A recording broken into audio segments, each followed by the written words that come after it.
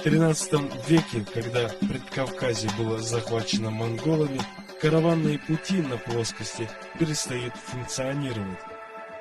Городища на плоскости были уничтожены.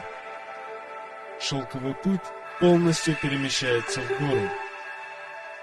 На территории Ингушетии горная ветвь пути шла по ущелью реки Гулойхи вдоль расположения башенных поселений Цори, Таргима, Игикал и других. Одна из ветвей сворачивала на Барах и оттуда выходила к Таргиму. В Таргимской котловине располагался большой базар, где торговали караваны, идущие по шелковому пути. Жители Таргима брали пошлину, торговали и охраняли эти караваны. На запад